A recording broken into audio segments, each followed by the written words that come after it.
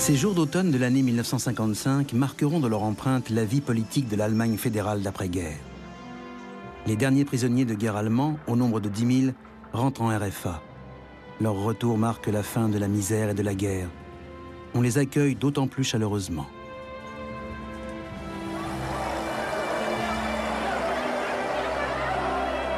Eine vieltausendköpfige Menschenmenge begrüßte die ehemaligen Kriegsgefangenen.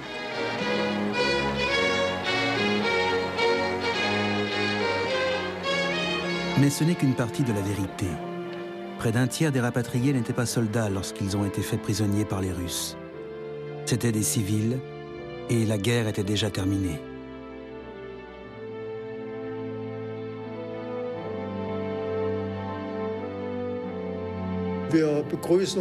Nous souhaitons la bienvenue aux rapatriés. Voilà comment on nous a accueillis, comme des rapatriés militaires. Personne ne savait qu'il y avait des prisonniers civils. Qui aurait pu imaginer que des civils avaient été condamnés et déportés en Russie? Ils se comptent par milliers, et jusqu'à ce jour, leur histoire a été passée sous silence.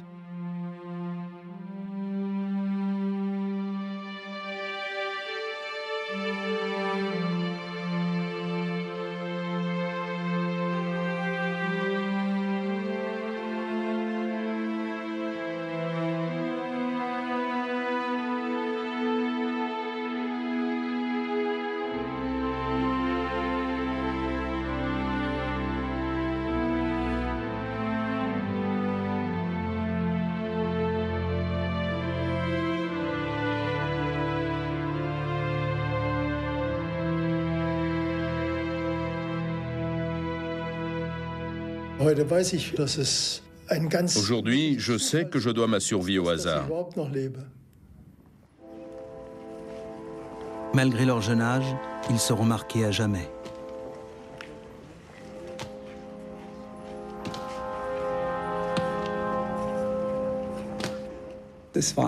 Ce n'était pas une arrestation, c'était un enlèvement. Certaines personnes disparaissaient sans laisser de traces. Certes, il y avait des rumeurs, mais personne ne savait rien avec certitude.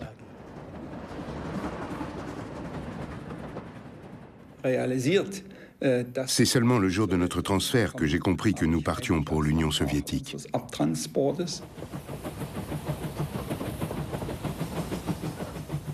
Tout le monde parle des goulags, mais personne ne parle de nous. C'est comme si nous n'avions jamais existé.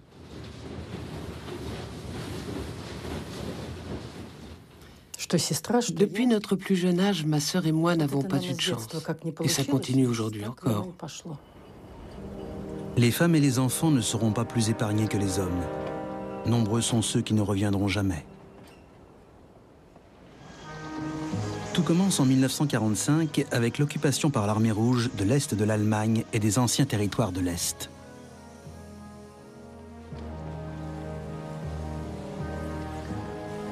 Ces drapeaux sont partout, et Staline étend son hégémonie.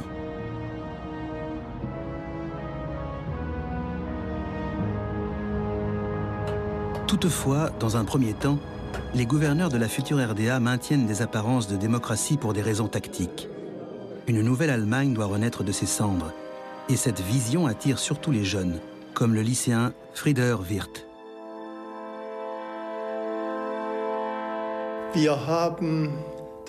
Nous avions connu le Troisième Reich, l'horreur, la répression, la force brutale.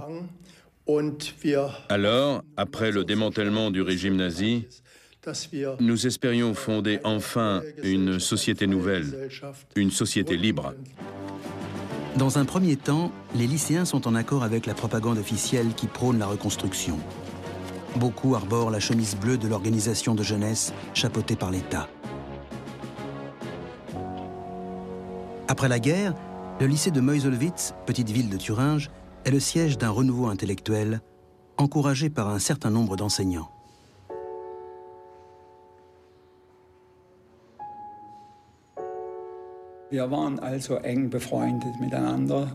Nous étions tous amis et nous nous retrouvions tous les jours pour échanger nos idées. Dans ma classe, en tout cas, une grande majorité était d'avis qu'il fallait instaurer un système démocratique.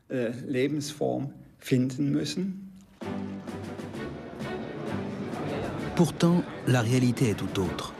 Les premières élections à la Chambre du peuple en octobre 1950 ne visent qu'à consacrer le pouvoir d'un régime soumis à Moscou.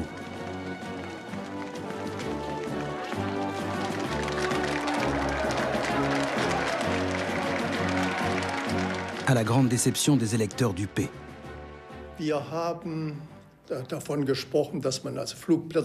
Nous voulions distribuer des tracts et inscrire des slogans sur les murs. Mais nous n'avons jamais dépassé le stade du projet. À Leipzig aussi, dans les milieux étudiants, de jeunes citoyens de RDA n'acceptent pas d'élections manipulées par un pouvoir central, bien que cela ne se dise qu'en petit comité.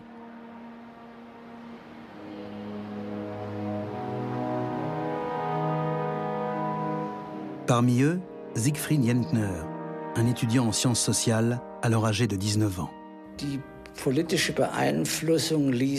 Les opinions divergentes n'étaient plus tolérées. On risquait la diffamation.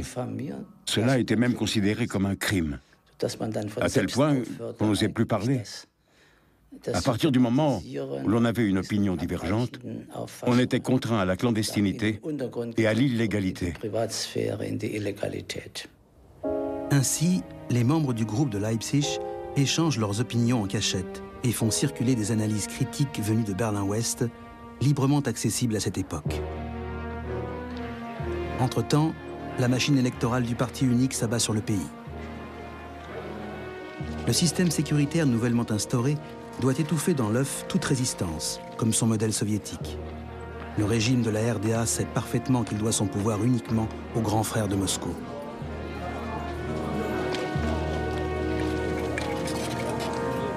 Les travailleurs n'ont pas d'autre choix que de voter pour la liste unique. Parallèlement, on donne la chasse aux esprits critiques, comme à Leipzig, où Siegfried Jentner a un rendez-vous avec un camarade de lycée.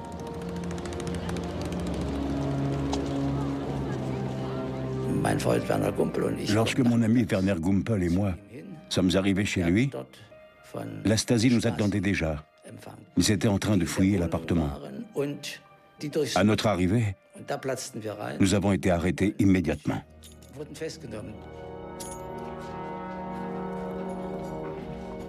Ce ne sont pas des Allemands qui nous ont interrogés.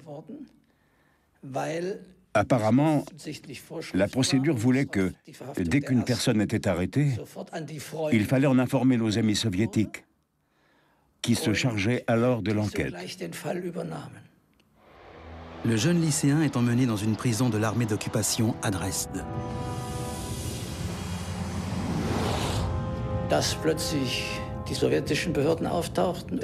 Nous, on ne s'attendait pas du tout à voir intervenir les autorités soviétiques.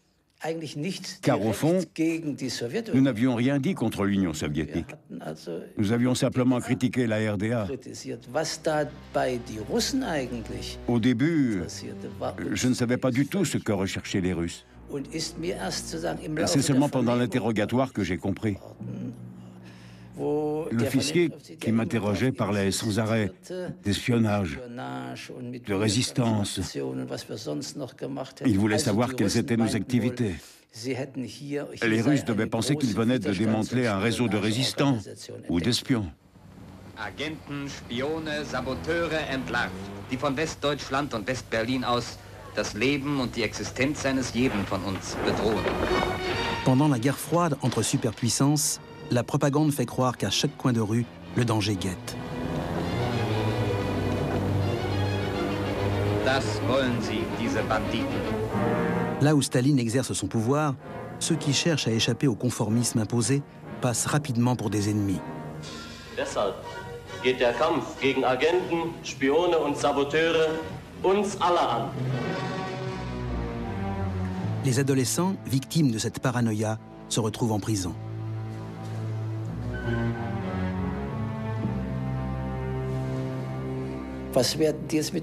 Qu'allait-il faire de nous?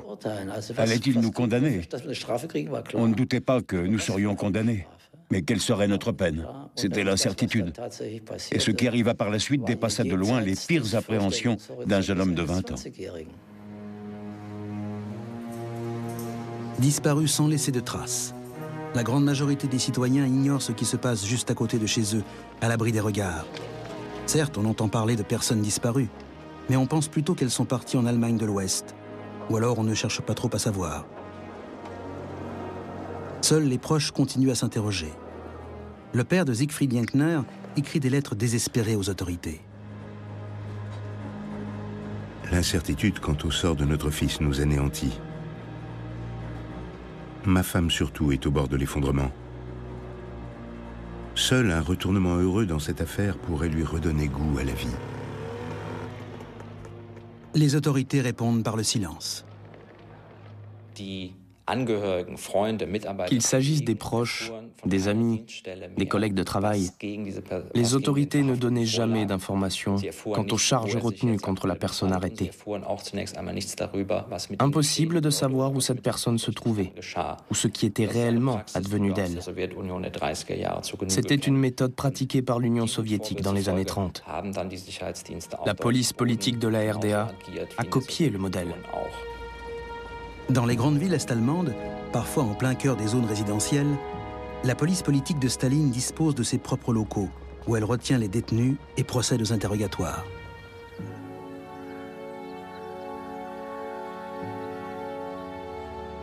Ainsi, c'est dans cet immeuble de Leipzig que la Stasi amène les lycéens de Meuselwitz en 1952. L'un de leurs camarades, arrêté auparavant, avait parlé de leur réunion.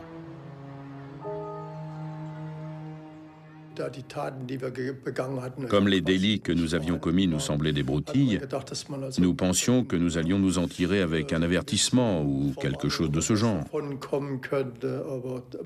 Nous n'avions pas la moindre idée de ce qui se cachait derrière toute cette histoire.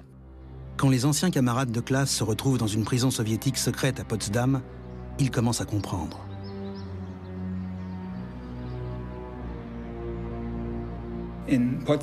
À Potsdam, j'ai été interrogé pour la première fois. On m'a crié dessus. On m'a dit que si je collaborais, si je disais la vérité, alors on serait clément, et que sinon, on risquait de me fusiller. Loin des regards, les hommes en charge des interrogatoires ne reculent devant rien pour obtenir des aveux.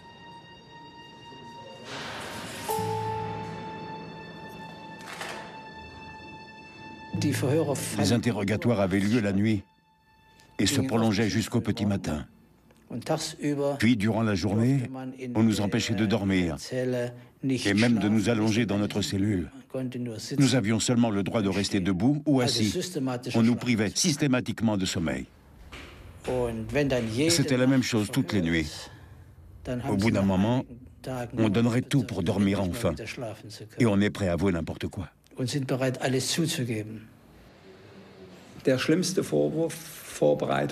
Le délit le plus grave dont j'ai été accusé, c'est celui de participation à la résistance active. Simplement parce que j'étais présent lorsque Heinz Eisfeld affirma qu'en cas de guerre, on se battrait du côté des Américains. Et parce qu'une autre personne avait raconté qu'elle avait caché quelque part un pistolet chargé, c'était suffisant pour m'accuser de participer à la résistance active. Après des semaines d'isolement, les amis se revoient enfin au tribunal. En réalité, le verdict est déjà établi lorsque le tribunal militaire soviétique se retire pour délibérer.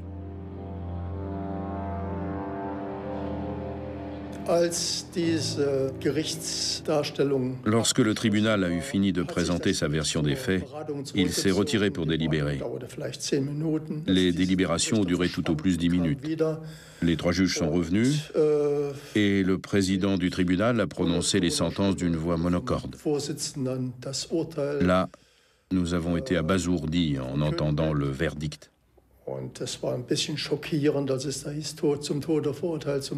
Condamné à la peine de mort, condamné à la peine de mort, 25 ans de réclusion, 25 ans de réclusion. Frieder Wirth, lui, est condamné à mort pour quelques paroles prononcées inconsidérément lorsqu'il était encore à l'école. Dans la prison militaire de Dresde également, des sanctions impitoyables pleuvent, notamment contre l'étudiant que les soviétiques considèrent comme le cerveau du groupe de Leipzig.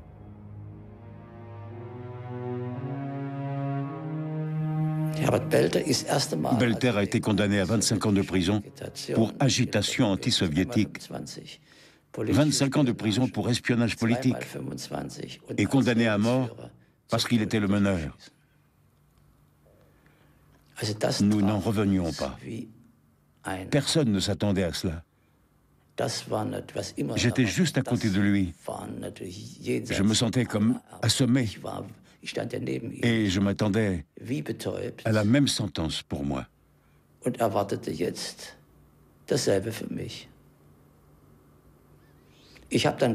Du coup, je n'ai même pas entendu que moi, j'avais été condamné à seulement 2 fois 25 ans.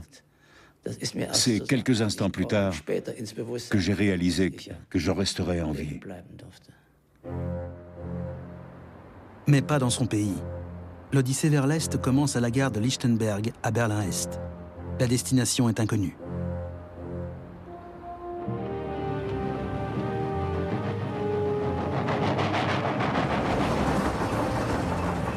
Tout est fait pour que la population ne se doute pas que l'on organise des déportations. En plus de notre groupe de 6, il devait bien y avoir 50 ou 60 personnes avec nous. Le wagon était camouflé en wagon de la poste. On voulait sans doute éviter que la population sache que l'on déportait des citoyens de RDA.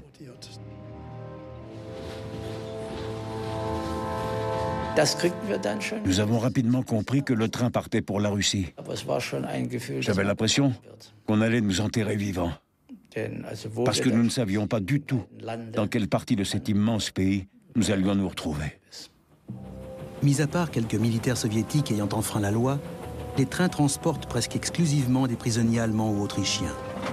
Apparemment, leur condamnation est une affaire de la plus haute importance. Dès leur arrivée à Moscou, ils sont triés en fonction de leur peine. Les condamnés à mort se retrouvent dans la prison de Butyrka, tristement célèbre.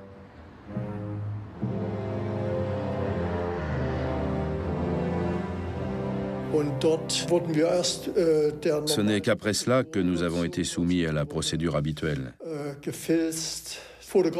Nous avons été fouillés, pris en photo, lavés, rasés et envoyés dans nos cellules, qui étaient sombres et froides.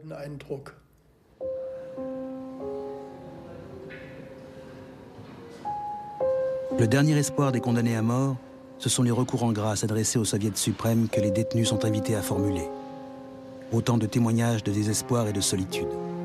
En pleine détresse, un jeune homme de 25 ans écrit « Je vous en prie, permettez-moi de continuer à vivre.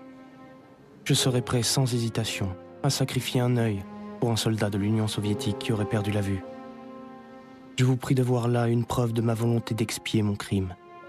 Je vous en prie, permettez-moi de sacrifier un œil et commuer ma peine de mort en peine de prison. Ne détruisez pas la vie d'un jeune homme de 25 ans. »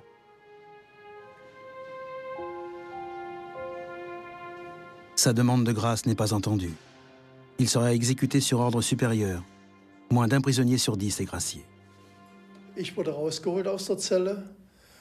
On est venu me chercher dans ma cellule, on m'a demandé de prendre mes affaires et on m'a emmené dans une autre aile de la prison. Là, il y avait 3 hommes, habillés en civil, qui ont essayé de m'expliquer quelque chose en russe, en gesticulant avec les mains. Ils voulaient dire que je ne serais pas fusillé, mais condamné aux travaux forcés. Puis, on m'a emmené dans une autre cellule, où il y avait déjà 2 autres personnes, graciées elles aussi. En voyant que 2 des places étaient encore libres, je leur ai annoncé que des amis à moi allaient nous rejoindre. Mais personne n'est jamais venu. Heinz Baumbach, 26 ans. Heinz Eisfeld, 20 ans. Helmut Peikert, 19 ans. Tous ont été abattus dans les caves de la prison de Butyrka.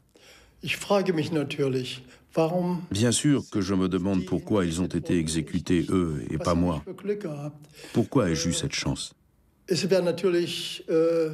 Je mentirais en disant que j'aurais préféré mourir à leur place, car j'aime la vie, j'aime vivre. Mais eux aussi, ils aimaient la vie. Dans le cimetière du monastère de Donskoy, on jette les cendres des morts dans des fosses communes.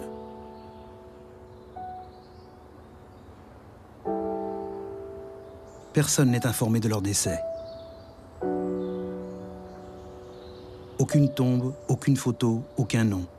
Ils ont disparu sans laisser de traces.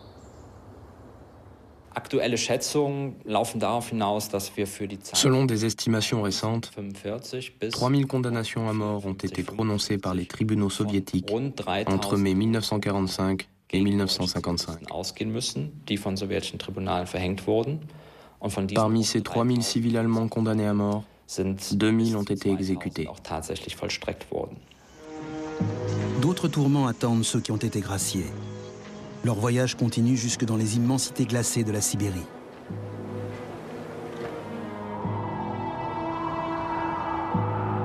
Destination Vorkuta, l'un des plus importants goulags soviétiques. Ici, ils retrouvent ceux de leurs camarades qui avaient été condamnés à des peines de prison.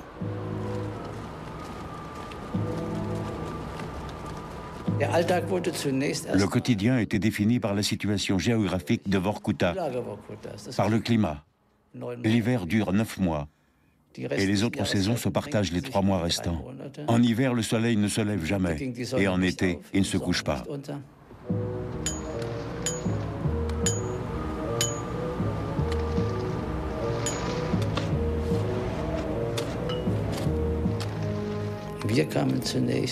Au début, nous avons été affectés à une brigade de travail et nous devions creuser. C'était vraiment très difficile. Avec le froid, le sol était gelé et dur comme de la pierre. Comme aucun de nous n'était habitué au travail physique, souvent nous n'atteignions pas les objectifs. Par conséquent, nous recevions des rations alimentaires insuffisantes, car celles-ci étaient distribuées en fonction du travail effectué. Cela signifiait que nous avions souvent faim. Voilà à quoi ressemblaient nos journées.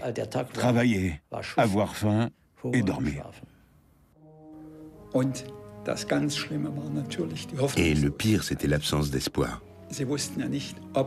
Nous ne savions pas si nous allions un jour ressortir de là. La situation paraissait alors vraiment désespérée. La pression psychologique était énorme. Et nous nous demandions sans cesse si nous allions jamais revoir nos proches, si nous allions jamais revoir l'Allemagne.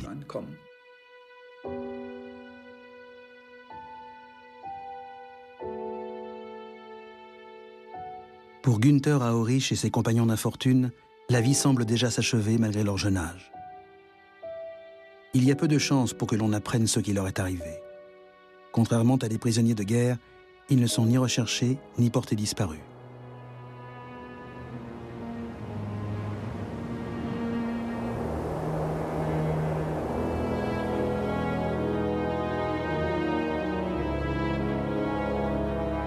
Beaucoup d'entre eux connaissent une mort misérable dans le froid glacial. À l'Est, personne ne parle d'eux, et à l'Ouest, on les a oubliés jusqu'à aujourd'hui.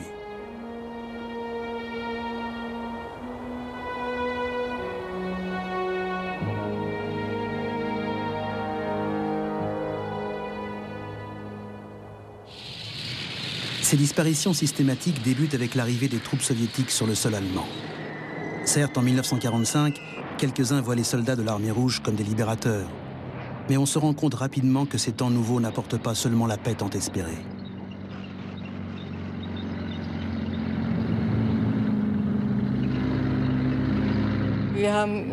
Lorsque les Russes sont arrivés, nous nous sommes rendus compte qu'ils violaient les femmes, qu'ils s'installaient partout sans vergogne. Bien vite, nous avons compris quelles conséquences cela impliquait.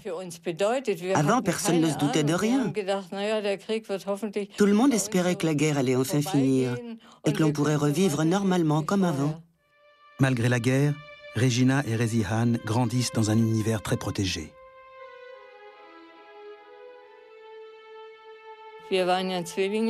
Nous étions sœurs jumelles et nous étions très attachées l'une à l'autre. Ma sœur était la personne la plus gentille au monde, beaucoup trop gentille à mon avis. Jamais nous n'aurions imaginé devoir un jour quitter la maison.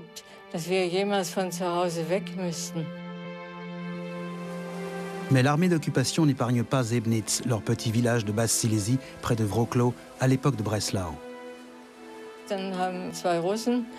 Deux Russes ont sonné à la porte et nous ont dit « Venez avec nous, vous allez être interrogés ». Ils ont affirmé que mon père et moi, nous possédions chacun un pistolet et que nous serions condamnés à 15 ans de travaux forcés. Je leur ai dit que je ne savais même pas à quoi ressemblait un pistolet. Mais il n'y a rien eu à faire. La tyrannie, la diffamation et la violence sont alors omniprésentes.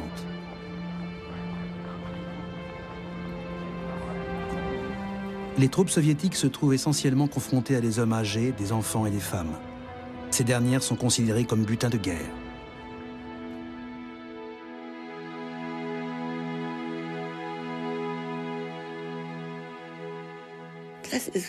Voilà pourquoi je ne me suis pas mariée.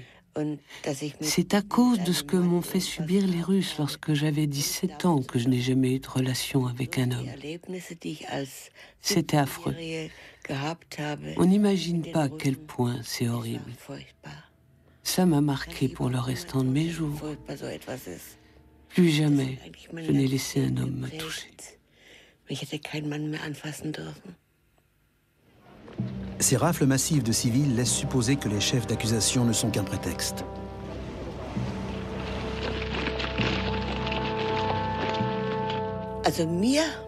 On ne m'a jamais dit ce qu'il allait advenir de nous. On ne m'a jamais dit non plus que j'avais été condamnée. D'ailleurs, la seule et unique raison pour laquelle on aurait pu me condamner, c'est que j'étais allemande. Puis nous avons été emmenés en camion à la prison de Beuthen. Les femmes et les jeunes filles de Sebnitz sont incarcérées à 250 km à l'est de chez elles, dans l'ancien établissement pénitentiaire prussien de Beuthen, en Haute-Silésie. Avec elles, des milliers de civils originaires des diverses régions contrôlées par les soviétiques.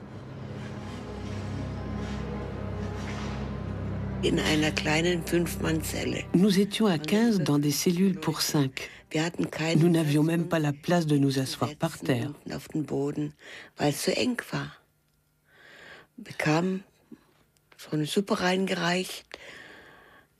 Puis on nous a servi de la soupe en nous disant « Skoro domoj », bientôt à la maison. Parmi les détenus, beaucoup avaient suivi l'appel lancé par les autorités militaires soviétiques.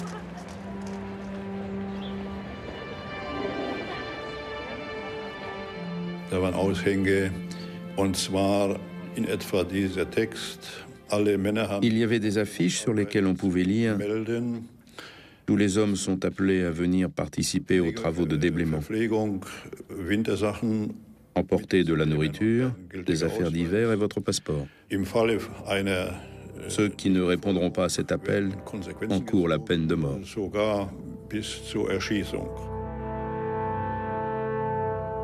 Le père de Paul Koss cède devant la menace. Mais au lieu de déblayer les rues, ce spécialiste de la mine se retrouve dans la maison d'arrêt de Beuthen. C'est là que le fils voit son père pour la dernière fois. Mon père est sorti de sa cellule et je me suis retrouvé à côté de lui. Il a eu tout juste le temps de me passer rapidement la main sur la tête et de me dire « Paul, tu es l'aîné, prends soin de maman ». C'était comme une mission. Mais nous n'avons jamais perdu l'espoir de revoir un jour mon père. La prison de Beuthen devient une plaque tournante.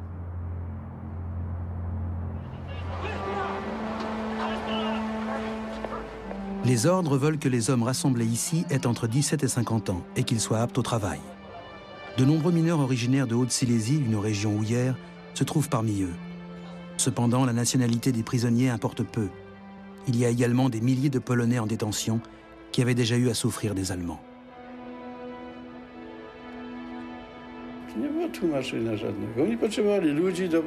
On embarquait tous ceux qui étaient aptes au travail, sans se préoccuper de leur nationalité. Quand nous avons été transférés de la prison à la gare, les femmes sont venues nous apporter du pain.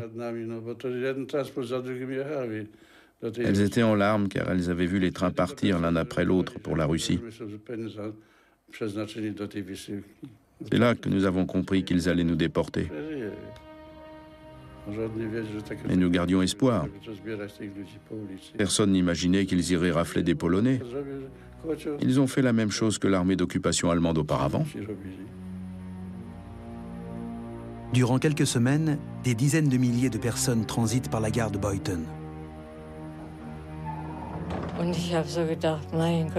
Lorsque nous avons été conduits au train, je me suis dit, mon Dieu, on nous enferme et nous ne savons pas où nous allons atterrir. Je ne sais plus combien il y avait de wagons, mais nous étions plus de 2000 personnes. On nous a dit de grimper, on nous a enfermés, plus personne ne pouvait sortir. Pour faire nos besoins, il y avait des rigoles. Puis le train est parti.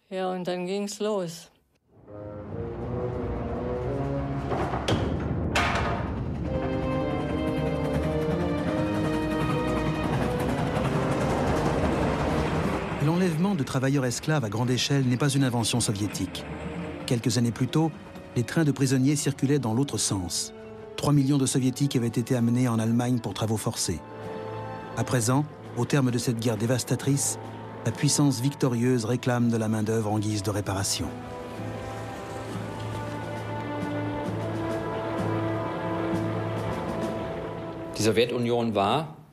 L'Union soviétique avait été terriblement affaiblie économiquement par la guerre contre l'Allemagne. Elle avait perdu des millions de personnes. À présent, elle cherchait à tout prix à retrouver sa puissance économique et à lancer la reconstruction du pays. Ainsi, dès 1943-1944, les autorités soviétiques songeaient à faire venir de la main-d'œuvre allemande en guise de réparation. Sur ce sujet, un consensus régnait entre les Alliés. Churchill et Roosevelt n'y voyaient pas d'inconvénient. Tout cela faisait partie des accords que les Alliés signèrent à Yalta. Quoi qu'il en soit, les Alliés ne sont pas intervenus lorsqu'on a mobilisé les gens de force.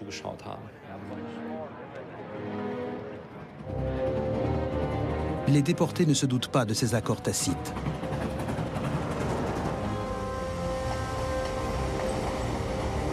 Pour eux, tout ce qui importe, c'est de survivre aux contraintes de l'interminable voyage en wagon à bestiaux.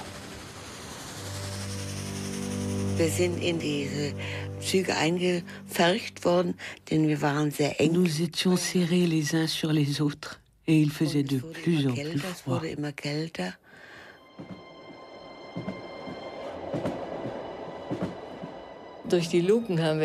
Grâce à des petites ouvertures, nous pouvions voir ce qui se passait dehors. Et là, nous avons découvert qu'ils se débarrassaient des morts tout simplement en les jetant dans la neige. Ainsi, beaucoup sont morts pendant le voyage, échappant à bien des souffrances.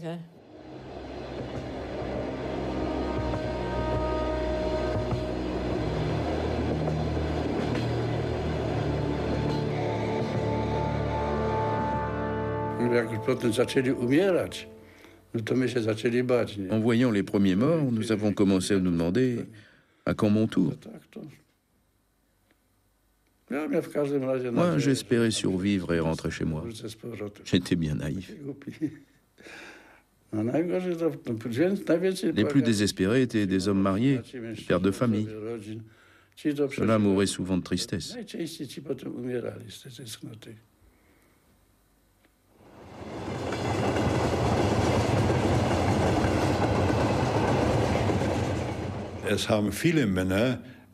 Pendant le voyage, beaucoup de prisonniers ont laissé tomber des petits mots sur la voie.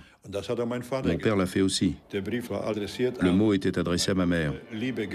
Chère Gertrude, chers enfants, malheureusement, le voyage vers l'Est continue. Nous ne savons pas ce qui nous attend. C'est triste, mais malheureusement c'est vrai. Mes espoirs étaient vains.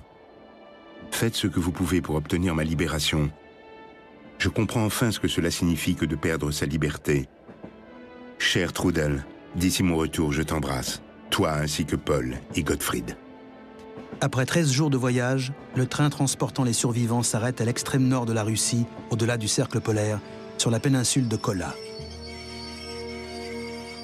Nous ne savions pas où nous étions. Personne ne nous a dit ce qu'on allait faire de nous. À notre arrivée au camp de Kandalaksha, on nous a conduits dans nos baraques. Les jeunes femmes originaires de Silésie se retrouvent dans le camp de travail de Kandalaksha. C'est un univers qui dépasse en horreur tout ce qu'on pouvait imaginer.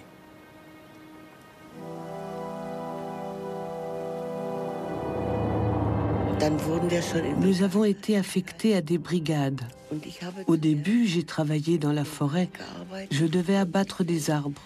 Nous n'avions pas l'habitude du travail physique. Dans ces conditions, une simple maladie peut signifier un arrêt de mort. Ma sœur jumelle était de plus en plus affaiblie. À un moment, il a été question de renvoyer les malades et les vieux en Allemagne. J'ai essayé de faire comprendre à ma sœur qu'elle devait tenir bon, car elle rentrerait bientôt à la maison pour retrouver papa et maman. Pour les malades, le train de rapatriement sanitaire est la seule chance de rester en vie. C'était affreux de voir mourir sa meilleure amie. Il y avait une fille qui s'accrochait toujours à moi et qui disait « Je suis encore jeune, je ne veux pas mourir ». Rézi est très affaiblie, mais n'a plus qu'1 jour à tenir pour rentrer chez elle en prenant le train sanitaire.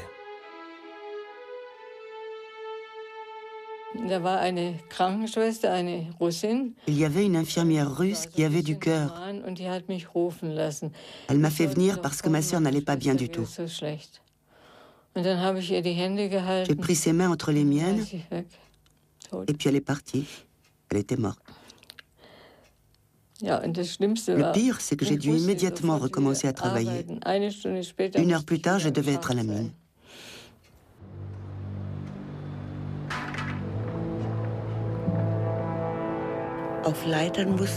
Nous descendions dans la mine à 85 mètres de profondeur par des échelles. En bas, on chargeait de lourdes pierres qu'il fallait remonter.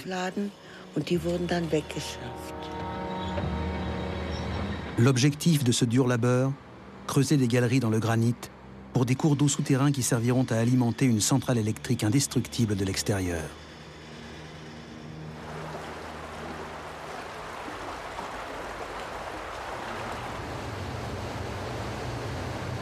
Les turbines et la salle des générateurs se situent à 80 mètres sous terre.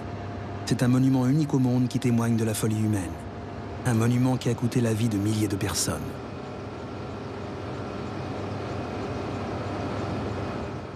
Les détenus ont travaillé 3 ans sur ce chantier, en sachant que c'était au profit de l'Union soviétique.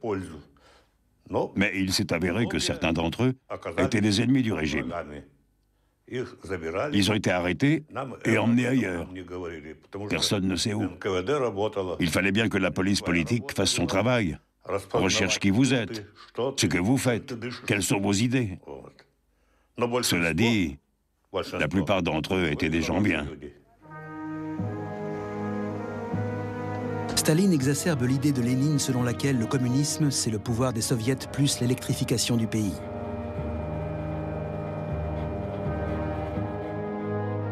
Il veut que son empire se dote d'une industrie lourde, coûte que coûte. Pour la nouvelle puissance mondiale, même les régions polaires doivent être exploitées. Pour atteindre ce but, les vies humaines ne comptent pas, surtout lorsque les hommes viennent d'un pays ennemi.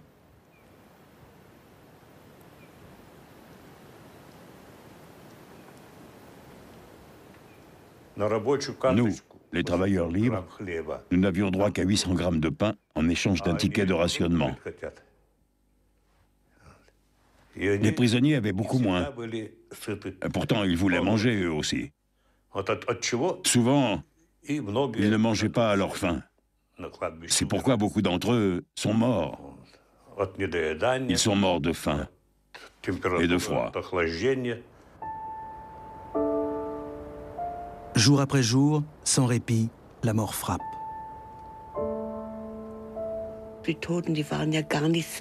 Les morts n'avaient aucune valeur puisqu'ils ne pouvaient plus travailler. On les sortait du camp la nuit sur des brancards. Au début, cette tâche était accomplie par des hommes. Mais comme ils étaient de plus en plus nombreux à mourir, les femmes ont dû également participer à l'enterrement des cadavres. On déshabillait les morts et on les enfouissait sous terre comme des animaux.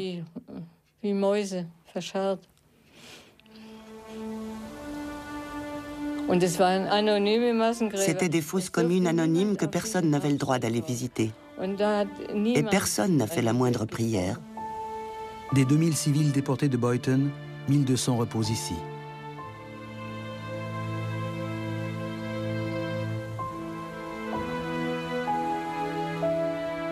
Seul l'espoir maintient en vie ceux qui restent.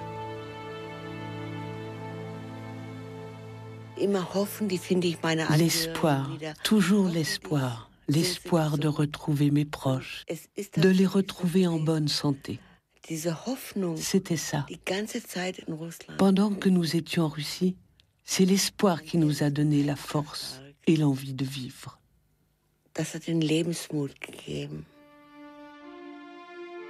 Un an après leur arrivée au camp de travail, les détenus ont enfin le droit d'écrire.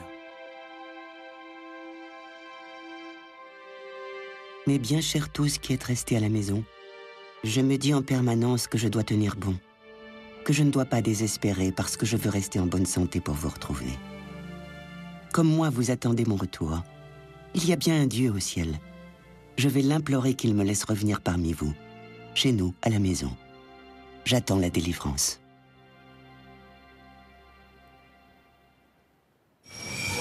À cette époque, l'Europe est le théâtre d'une gigantesque migration des peuples.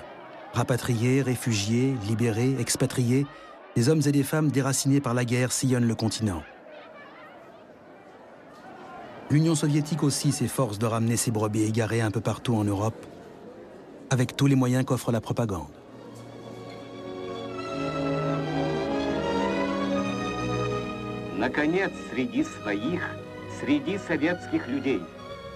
C'est en montrant de tels moments de bonheur que Staline espère inciter ses sujets à revenir.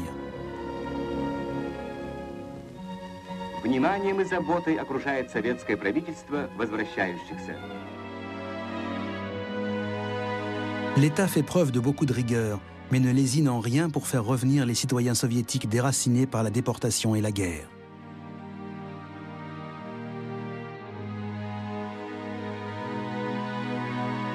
Pris en charge et assistés, il ne se doute pas que bon nombre d'entre eux finiront dans les camps d'internement, inculpés pour collaboration. С радостью принимает вас советский народ в свою дружную семью. Будьте же достойны нашей великой советской родины, говорит начальник Бранденбурга. Ce camp du Brandebourg est destiné aux soviétiques désireux de rentrer. Après la guerre, c'est d'ici que partent la plupart des transports vers la Russie.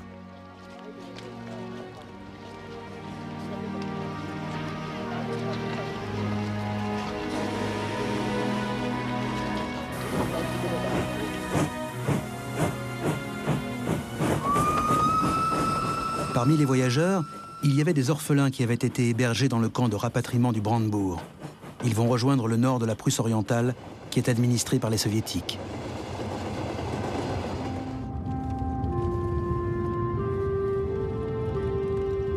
Une orpheline qui est arrivée ici jadis par l'un de ces transports vit aujourd'hui dans cette région.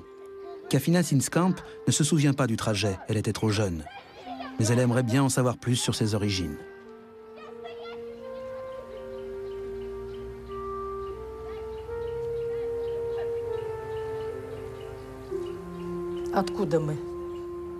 D'où est-ce que je viens? J'aimerais bien en savoir plus sur mes parents, savoir qui ils sont, d'où ils viennent.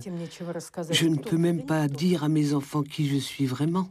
Tout ce que je sais, c'est que je suis grand-mère. Mais à part ça, je ne suis peut-être pas celle pour laquelle je me fais passer.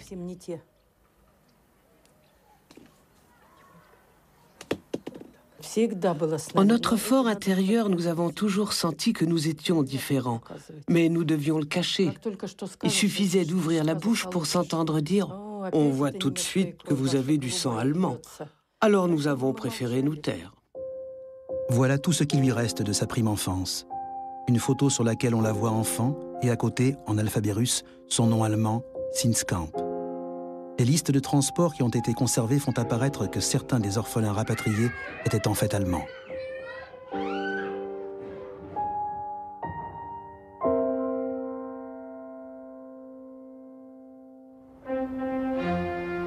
En 1946 et 1947, c'est à Königsberg, l'ancienne capitale de la Prusse orientale, marquée par la guerre, que sont accueillis les orphelins. Les soviétiques rebaptisent la ville Kaliningrad.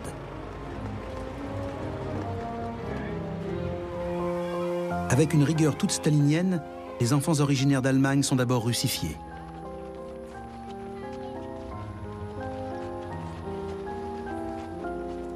On nous a attribué des noms de famille imaginaires. Moi, je m'appelais Sinikami. Nous avons reçu de nouveaux papiers d'identité, puis nous avons été scolarisés. La première année, j'avais encore beaucoup de difficultés avec la langue russe. Alors j'ai tout de suite été renvoyée de l'école et j'ai dû retourner à l'orphelinat. Battue et insultée, l'écolière se résigne à sa nouvelle vie. Sa sœur cadette est à ses côtés depuis le début de leur odyssée.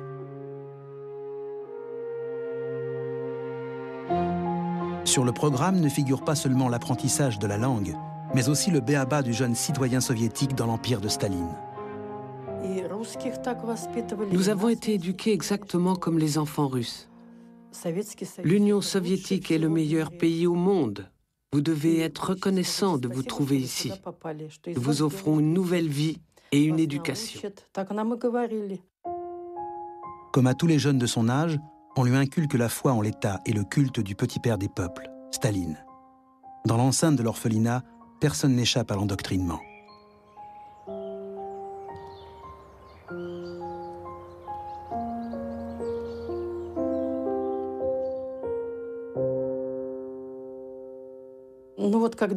Lorsque j'ai eu 16 ans, j'ai reçu un passeport. J'en avais besoin, car après la troisième, j'avais le droit de quitter l'orphelinat et de chercher une place d'apprenti ou bien un travail. C'est à cette époque qu'est arrivée la lettre. L'éducatrice m'a fait venir et m'a dit « Vos parents vous cherchent, on recherche 2 filles, Christelle et Ingrid. Vous vous appelez Lena et Ina. Mais en regardant dans votre dossier, j'ai compris que vous étiez en fait allemande et que l'on a fait de vous des Russes. Les autres enfants nous ont dit « Ina, vous allez bientôt partir pour l'Allemagne. » Mais moi j'ai répondu « Non, nous ne partons nulle part. » J'ai même encore demandé s'il s'agissait de la RDA ou de la RFA, en précisant que je ne partirais certainement pas en RFA, car on y pratiquait l'esclavage. C'est ce que l'on nous avait inculqué. Aujourd'hui, elle regrette de ne pas avoir saisi cette main qu'on lui tendait. La lettre a disparu, la question de ses origines restera sans réponse. Mais elle n'abandonne pas. Je n'ai qu'un seul souhait. Avant de mourir, je voudrais aller en Allemagne pour voir le pays et découvrir nos origines. Que s'est-il passé exactement dans le camp de rapatriés numéro 226 situé dans le Brandebourg? Pourquoi a-t-on déporté des centaines d'enfants allemands en Union soviétique? En guise de butin? Par erreur ou par excès de zèle? Ou par idéalisme mal compris? Tant que les archives ne seront pas accessibles, nous n'aurons pas de réponse claire à ces interrogations. Les personnes concernées, comme Kafina Sinskamp, qui en réalité s'appelle Ingrid et ne sait même pas quel âge elle a, souffrent encore aujourd'hui de ne pas connaître leurs racines.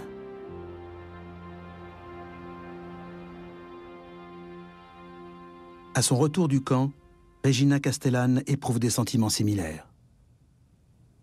Je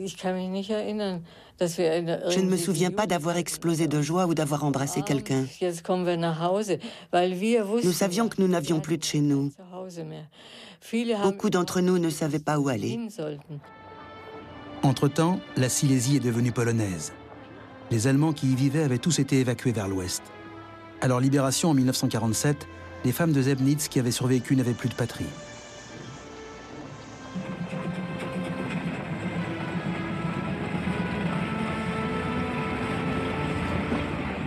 Des années plus tard, les rapatriés du camp d'internement de Vorkuta vivent une expérience similaire.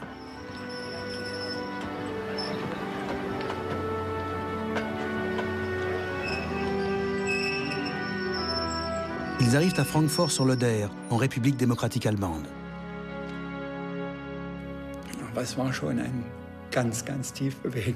J'étais très ému de retrouver l'Allemagne. Mais en même temps, l'idée de revenir m'oppressait, car je ne voulais pas retourner en RDA. Je ne savais pas du tout à quoi m'attendre. Pour bon nombre de rapatriés, l'Ouest est une terre inconnue. Dans l'allégresse que provoque le retour des rapatriés militaires, les civils sont un peu laissés de côté. On ne veut pas trop ébruiter leur histoire pour ne pas décrédibiliser l'Ostpolitik d'Adenauer. Cependant, pour eux aussi, l'arrivée à Friedland marque leur retour à la liberté.